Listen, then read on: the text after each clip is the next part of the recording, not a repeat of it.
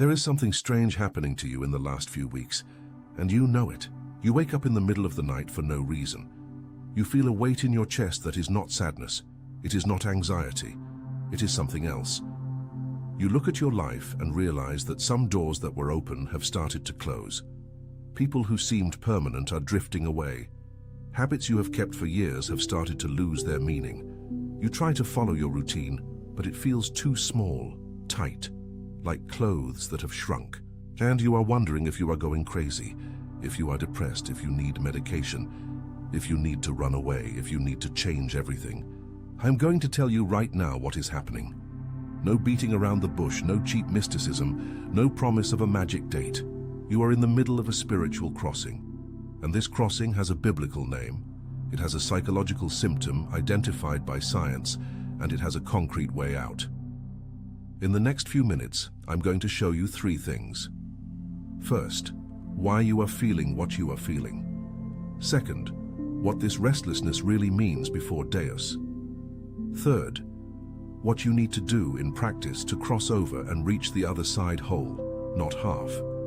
Whole. And if you stay with me until the end, I will give you a specific word, a Hebrew word that describes exactly the state you are in right now. When you understand this word, a lot of things that seem confusing will start to make sense. Before we continue, do one thing for me. If you feel in your heart that this video arrived at the right time, leave a comment with the word Travessia in capital letters. This comment is not just interaction, it is a declaration. You are telling yourself, I acknowledge that I am in motion. I am not standing still, I am going somewhere. Let's start with the symptom. You are experiencing what classical theology calls holy restlessness, and what contemporary neuroscience identifies as a period of reorganization of the brain's default mode network. Attention, you need to prepare now. I put together an exclusive resource for those who feel set apart for something greater, but live surrounded by noise, distractions, and mental overload. This is a 30-day journey that will transform your life, a guided path to armor your mind and prepare for what's coming, with daily practices of focus, boundaries, and discipline. Stop negotiating with the noise. Learn to spot distractions before they control you and strengthen your mind. Also available in an immersive audio version. Over 10,000 readers have already transformed their lives through the 30-day journey. Thousands of people have already started this transformation. People like you, who were tired of living in the fog, ordinary people who decided to stop accepting mental chaos. Take advantage of this limited time offer only this month. Access your link just below in the pinned comment. Researchers at Harvard University, in studies on midlife transitions, observed that people between 35 and 55 go through specific neural windows where old mental patterns lose their strength. The brain literally loosens the connections that supported your previous identity. This explains the physical discomfort, the insomnia, the feeling of no longer belonging to the place where you have always been. But the neurological explanation is only half the story. The other half is spiritual and much older. In the book of Isaiah, chapter 43, verse 19, there is a sentence written that has changed the lives of millions of people in 3,000 years. Behold, I do a new thing. Now it shall spring forth. Shall you not know it? I will even make a way in the wilderness and rivers in the desert. Pay attention to the question that Deus asks in the middle of the verse. Shall you not know it? In Hebrew, the word used is halo, which carries the sense of a gentle reproach, as if Deus were saying, are you not seeing it? Seriously, are you not perceiving what I am doing right in front of you? This question is for you, today, now. Because most people who are going through this moment confuse the signs. They think it is a disease, they think it is a bad phase, they think it is punishment, and they do not realize it is movement. It is Deus making a way where before there was only desert. It is Deus opening a river where before there was only dry ground.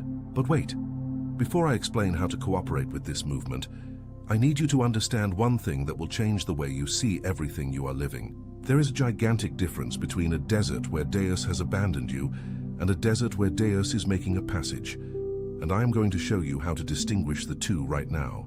In the desert of abandonment, you feel empty, but it is an emptiness without direction. You want to go back to the past. You idealize what it was before. You miss a life that perhaps wasn't even that good, but seemed safe. In the desert of passage, you feel empty too. But there is a crucial difference. You do not want to go back.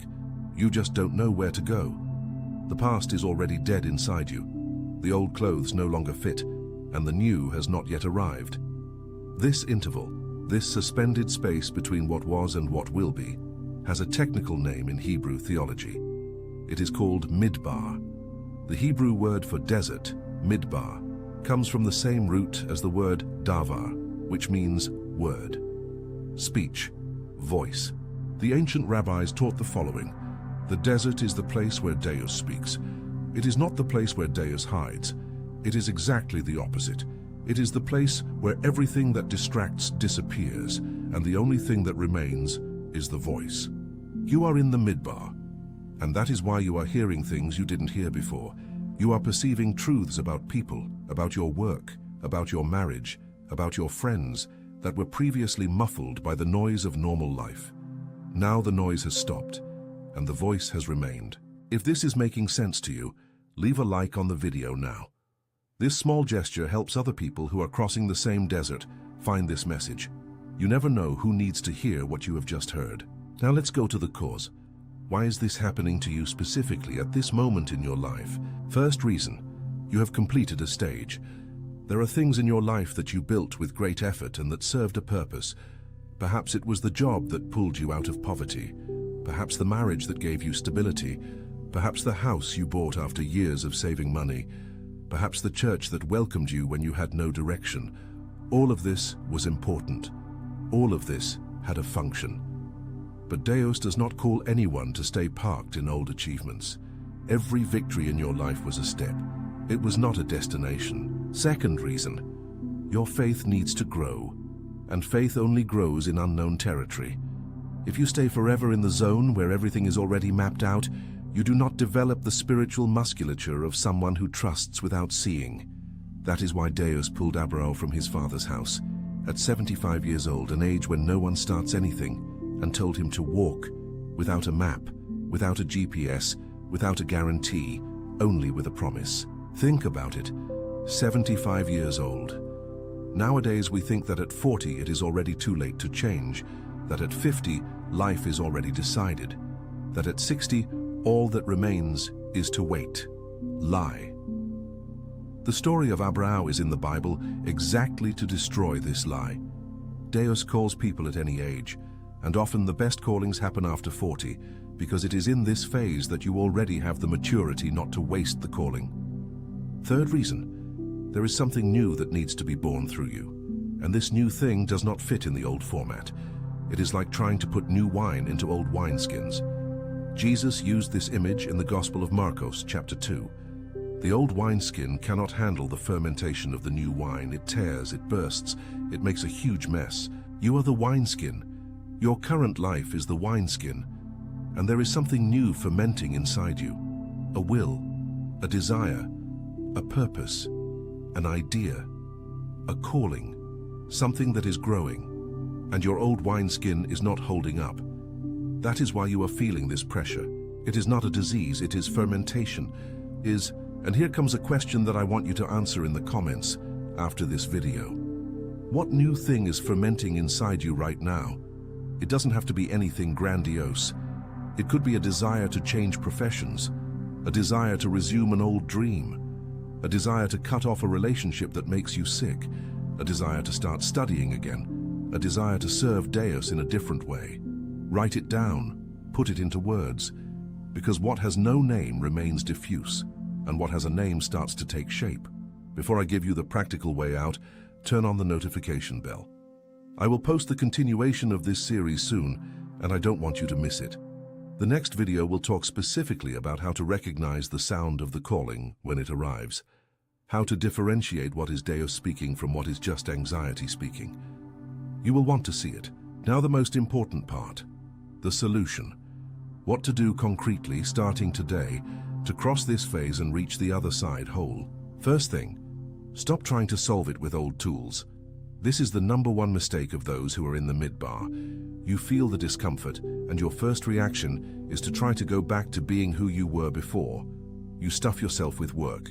You distract yourself with social media. You drink a little more. You buy things you don't need. You start fights. You look for culprits outside. All of this is an escape, and no escape takes you out of the desert. Each escape only puts you back at the starting point of the same desert. The first thing you need to do is stop. Sit down, be quiet.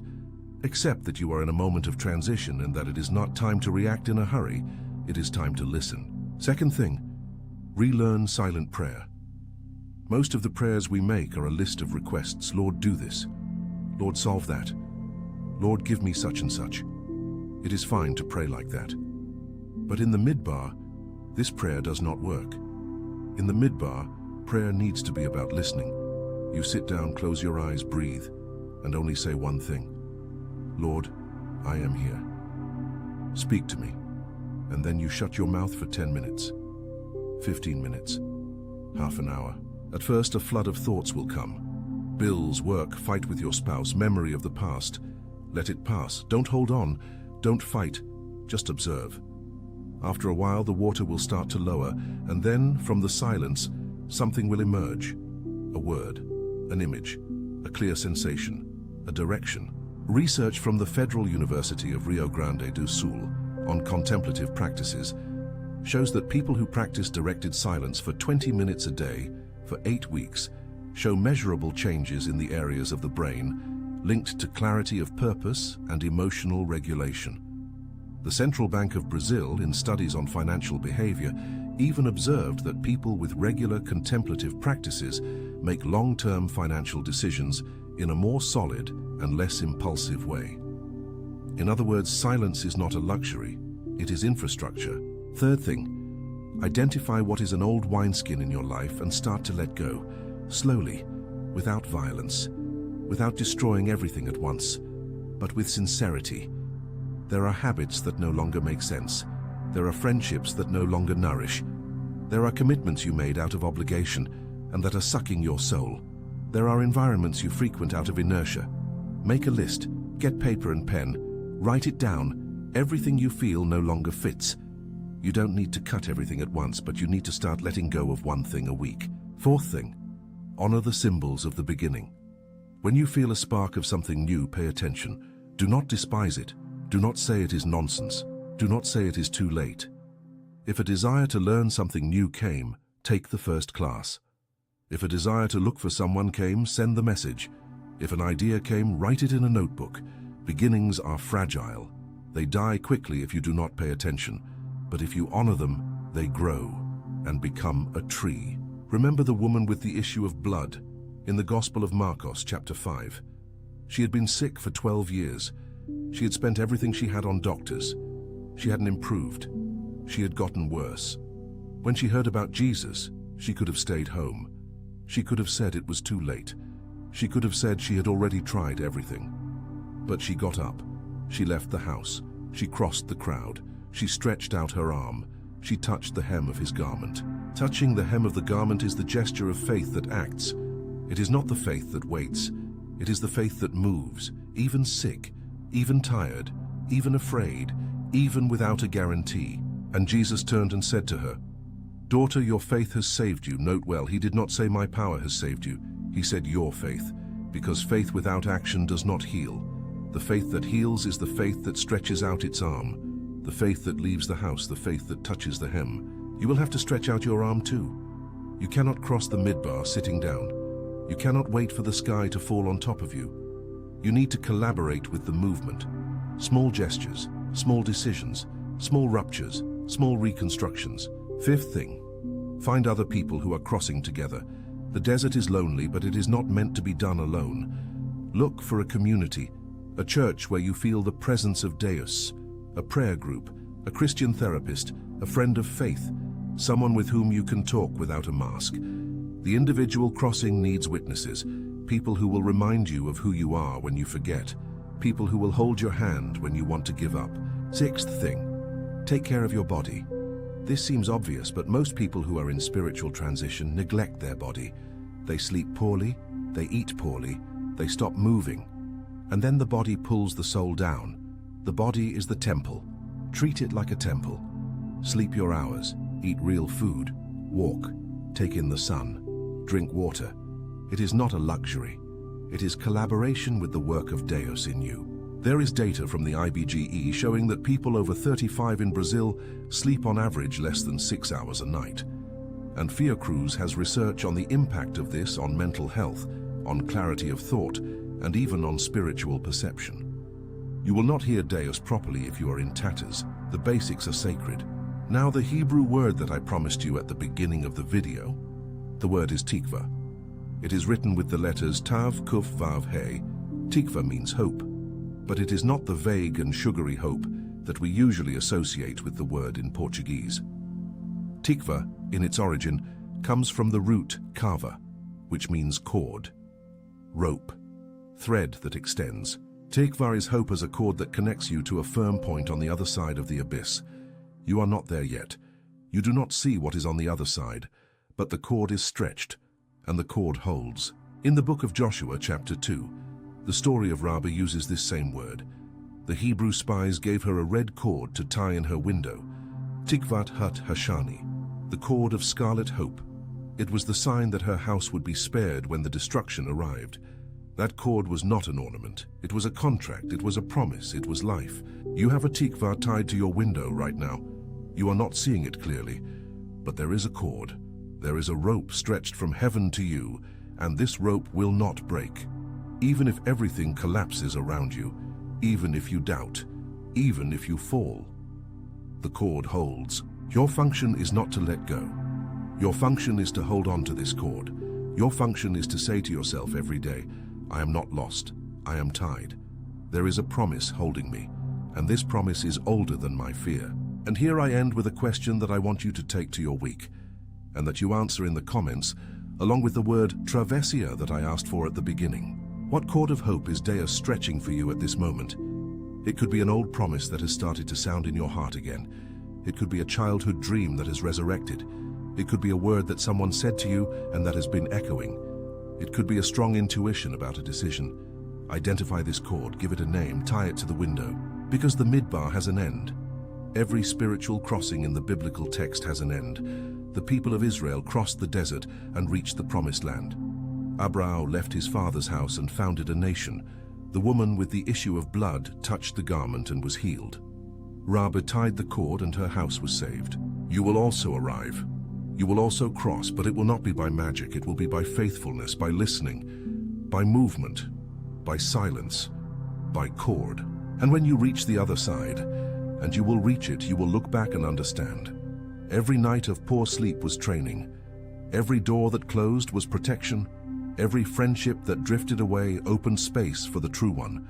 Every tear watered something that is yet to sprout. Nothing you are living is lost. Everything has a destination. If this word touched you, share this video with someone you know is crossing the same desert. You can be someone's cord. Today, now. And in the next video, I will teach you how to recognize the voice of Deus in the middle of the noise, how to differentiate the true calling from disguised anxiety, how to know when it is time to act and when it is time to wait. Turn on the bell. Don't miss it. You are not going crazy. You are crossing. And on the other side there is solid ground. There is a fulfilled promise. There is you whole as you have never been before. The cord holds trust. Attention, you need to prepare now. I put together an exclusive resource for those who feel set apart for something greater, but live surrounded by noise, distractions, and mental overload. This is a 30-day journey that will transform your life, a guided path to armor your mind and prepare for what's coming, with daily practices of focus, boundaries, and discipline. Stop negotiating with the noise. Learn to spot distractions before they control you and strengthen your mind. Also available in an immersive audio version. Over 10,000 readers have already transformed their lives through the 30-day journey. Thousands of people have already started this transformation. People like you who were tired of living in the fog, ordinary people who decided to stop accepting mental chaos. Take advantage of this limited time offer only this month. Access your link just below in the pinned comment.